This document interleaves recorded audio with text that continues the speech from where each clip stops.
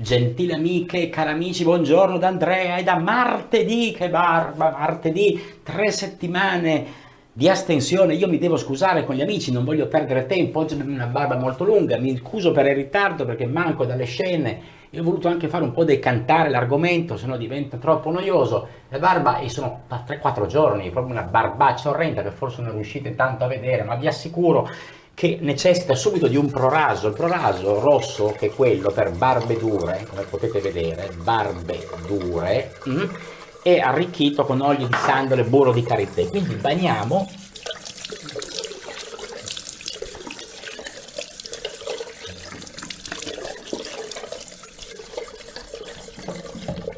e sistemiamo il pre-barba. Voi come state? Sono state settimane lunghe, io mi sono dovuto tenere fuori dalle registrazioni non per questa ragione, che sarebbe la mia tesi di laurea, avevo discusso la scorsa settimana, e che ha tenuto impegnate le mie domeniche mattina per prepararmi una discussione che si è tenuta online nell'Università di Torino, chiaramente chiusa e sbarrata a causa del Covid-19, dove mi arrivano anche delle informazioni di dove pare che la palazzina Einaudi, quel centro direzionale della scienza costruito lungo la Dora a Torino, sia stato realizzato con delle finestre sigillate che non si possono aprire, quindi solo ventilazione forzata. Voi immaginate il rimanere al chiuso in momenti come questo, in che tipo di situazione può mettere personale docente, personale amministrativo e studenti, e quindi insomma si parte dal presupposto che le cattedrali della scienza e dell'urbanizzazione, i grandi grattacieli, ho visto l'altra sera un documentario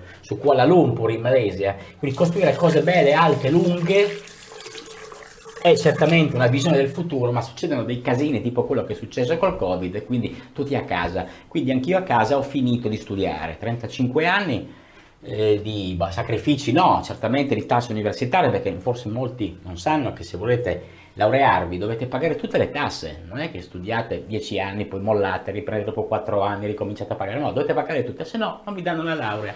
Ma al di là di queste, che sono dei particolari così molto così divertenti, perché alla mia età è veramente solo più un divertimento, oggi Shibusa 2, beh, tallo, niente da dire, Goodfellas, fantastico sapone dal colore caratteristico, lo vedete sempre in controluce, questo marrone, marmellata di fichi, proraso l'avete visto. Oggi con cosa ci raderemo? Ci raderemo con una lama marinara, Shark, eccola qua.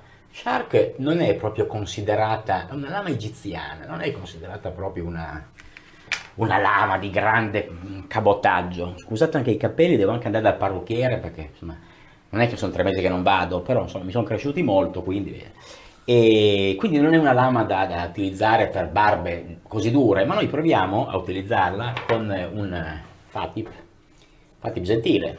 Cominciamo ad armarlo, nel frattempo lo armiamo e poi ci spalmeremo la crema che io ho già opportunamente preparato per non perdere tempo. Il mondo va avanti, sì, il mondo va avanti male, decisamente male. Durante la pandemia passa anche un po' del desiderio di fare dell'umorismo, anche solo di radersi la mattina in compagnia per sparare 2 battute, insomma. Quindi si spegne un pochino, perché l'atmosfera è un po' cupa. Io vi faccio vedere soltanto, giusto perché non vi ho fatto vedere come ho inserito, l'esposizione della lama del Fatip gentile, gran bell'attrezzo, molto leggero, ben costruito, e andiamo a bagnare, tanto il proraso qua la sua parte l'ha già fatta,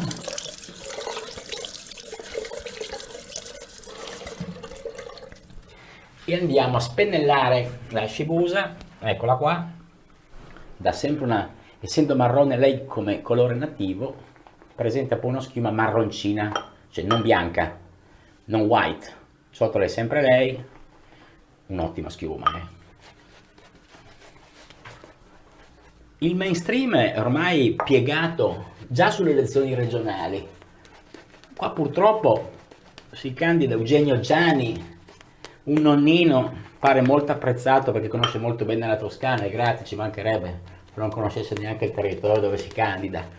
E dove viene sfidato da Susanna Ceccardi, una scatenata leghista, amicissima di Salvini, che ha cominciato facendo i comizi da sola davanti alla Conad, del centro commerciale di Cascina in provincia di Pisa, nessuno l'ascoltava e guarda caso nessuno l'ascoltava, nessuno la guardava, poi all'improvviso dopo aver fatto il consigliere comunale di opposizione a Cascina, perché qua il mainstream è tutto a sinistra ovviamente, è diventata parlamentare europeo, signora Ceccardi.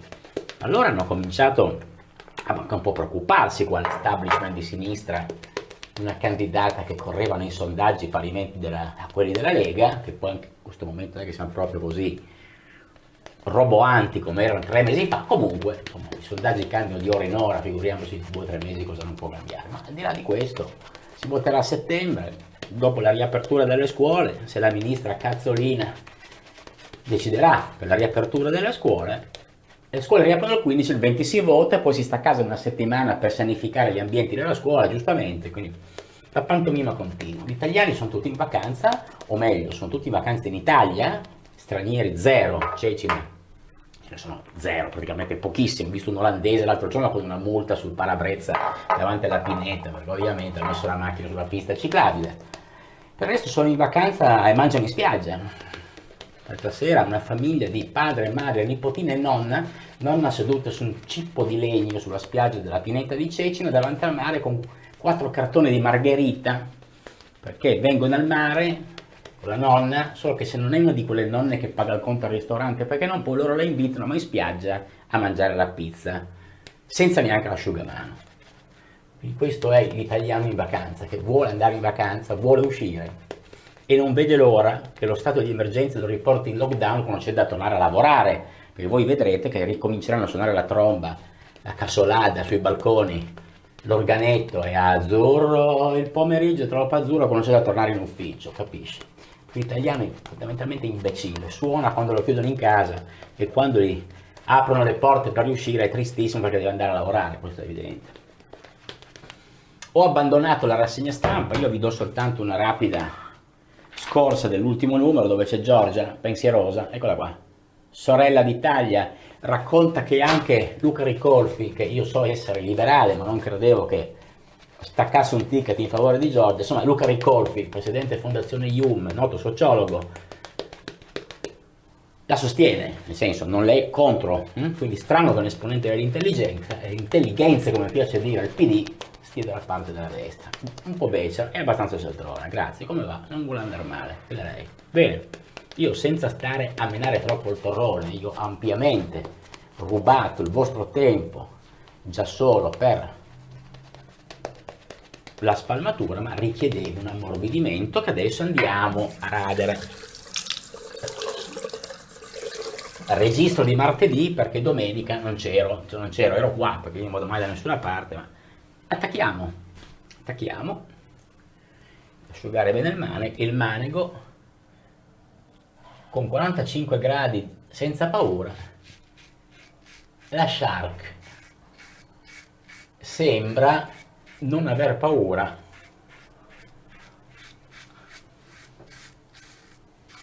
di un pelo che sembra filo di ferro, del ferramenta, senza stare a indugiare troppo. Ci sono dei filosofi della rasatura che sono entrati al soldo di produttori di materiale da barba che adesso devono a tutti i costi inventarsi un personaggio perché vengono pagati per radersi. Si perde un po' la poesia, abbi pazienza,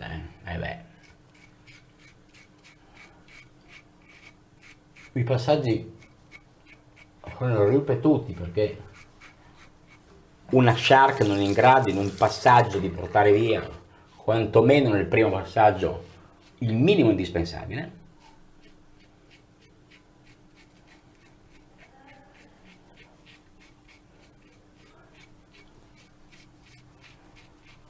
Ecco qua. Il ghiaccio l'abbiamo rotto, bagniamo e rapidamente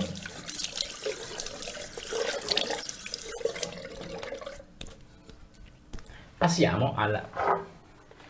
Eccola qua. La schiuma è sempre ricca, molto pannosa, il suo suono del pennello, il pennello nella crema, nella ciotola, è un rumore di barberia, di ambienti provinciali. di ambienti dove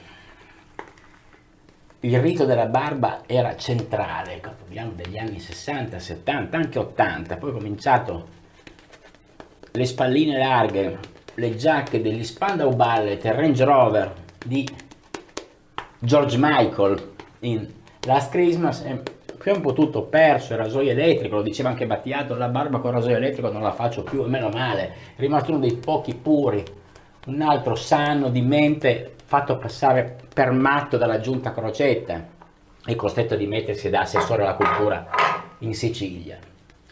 Voi magari sarete un po' curiosi di sapere cosa Panorama riportava nelle sue pagine uscite venerdì scorso, che sarebbe il 9 di luglio, ma io non credo, perché non siamo antiquari che leggiamo le notizie a distanza. Ecco, leggere il Panorama di martedì è come leggere il giornale vecchio di 3 giorni, non va bene. Leggevo l'altro giorno che normalmente chi vuole informarsi, chi deve informarsi per lavoro alle 9 deve aver già letto tutto, se no è inutile leggere il giornale il pomeriggio lo leggono al bar di quinta mano, decima mano, i nonni che vanno col pintone di vino a fare la baraonda di bocce e poi danno un'occhiata al giornale già tutto unto e bisunto di sputi, di noccioline, di robacce, non le vanno letti presto. I rotocalchi settimanali, essendo settimanali, possono anche avere una loro vita un po' più lunga, non andiamo avanti sparandone troppe.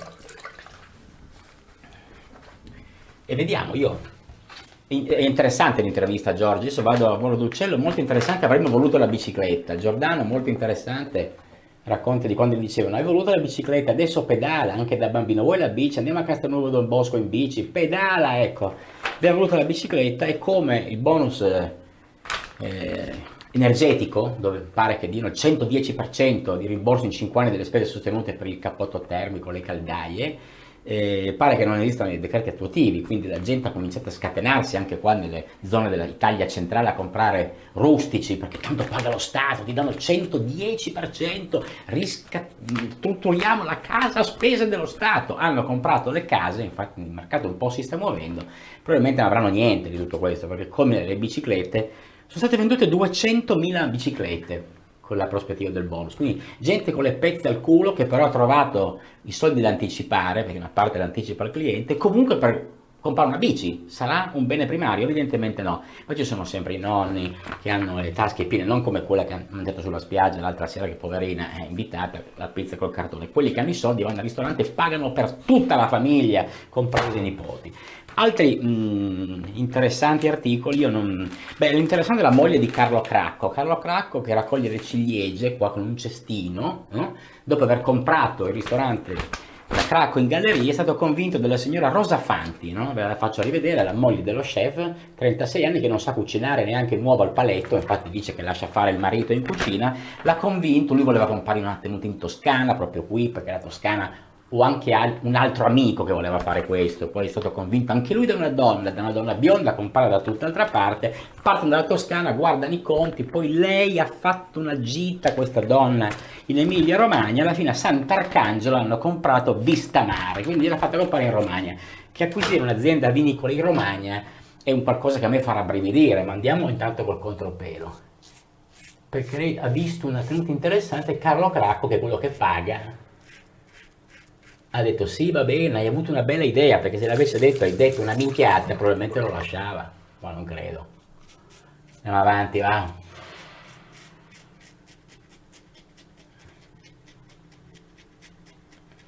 Leggevo oggi un trafiletto sulla rassegna stampa, i ritardi di Conte sono costati all'Italia 18 miliardi di euro. Quanto sono 18 miliardi di euro? Avete fatto un conto? Tanto fa il bello e il cattivo tempo, nessuno gli dice niente, no?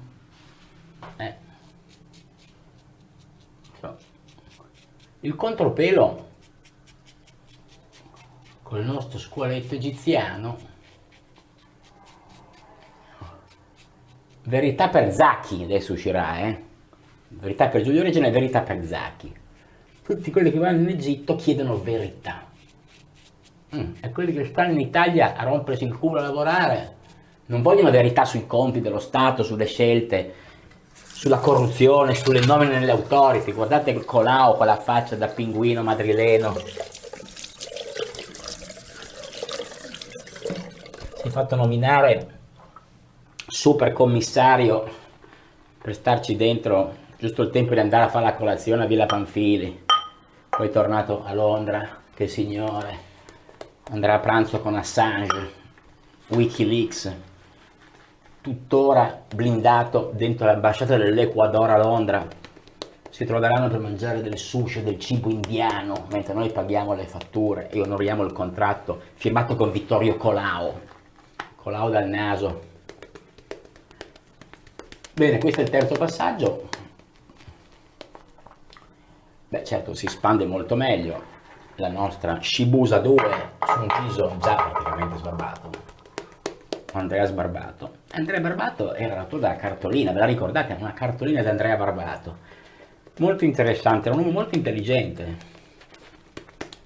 E giusto per farvi tornare agli anni 80, visto che dopo aver dovuto leggere, studiare e ricercare materiale per la tesi per molto tempo, la tesi quasi 2 anni ci ho messo a scriverla, dopo aver dato tutti i miei esami negli altri 30 anni precedenti, ho scovato un libro trovato in un mercatino che era stato buttato via perché fa parte tipo club degli editori, no? Quelli che ristampano, ristampavano, vi ricordate l'abbonamento del club degli editori? Vi arrivavano 3 libri al mese, la gente leggeva, poi erano libri a scelta che mi mandava a caso la casa editrice del club degli editori, quindi arrivava da leggere quello che volevano loro. Sicuramente qui, che non penso che ci sia una grande attenzione per queste cose, gli è arrivato Il socialista di Dio di Sergio Zavoli, un libro uscito nel 1981, guardate dal taglio di capelli, ve lo ricordate, per la notte della Repubblica? È un calembour che lui si è dato, perché era un amico che lo chiamava il socialista di Dio, che è una contraddizione pazzesca, no? Perché socialista, lo dici, insomma, il diavolo e l'acqua santa. Racconta alcuni aspetti dell'Italia, nato nel 23 a Ravenna e poi trasferito a 23 anni a Roma Sud, a Monteporzio, e dove ha fatto una grande carriera in Rai. Bene, andiamo in obliquo. Ecco, è un libro particolarmente cervellotico su domande sui grandi guai del mondo, che devo dire la verità, appassiona solo quelli che si ricordano chi era. Obliquo. Ho i capelli che sembro Giuca Scasella. Chissà se è ancora vivo. Quando la pelle comincia a gracchiare, significa che stiamo facendo un peeling. Bene, il fatto è che un rasoio abbastanza efficiente, efficace, va manovrato con cura e con lame non troppo cattive. Bene, anche oggi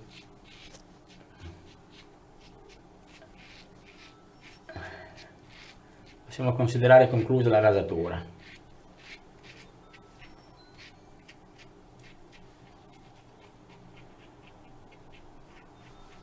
Sta suonando un telefono e io lo lascio suonare. Bene, possiamo sciacquare.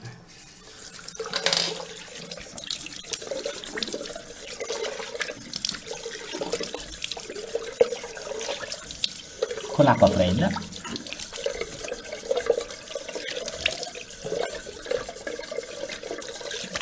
Bene, fredda non è mai fredda.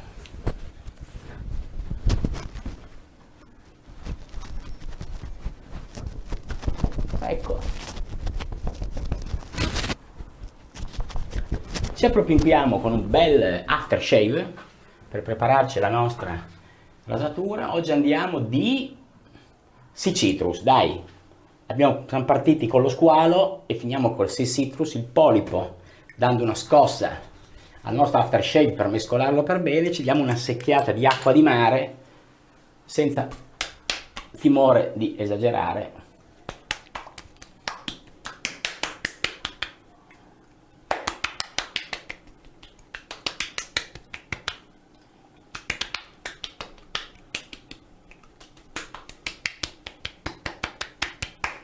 Bene, signore e signori, l'after è servito, la rasatura è stata fatta, io vi ringrazio dell'attenzione, auguro a voi una buona settimana, una buona estate, ma ci risentiremo ancora, da Andrea e da Domenica, che barba, ciao!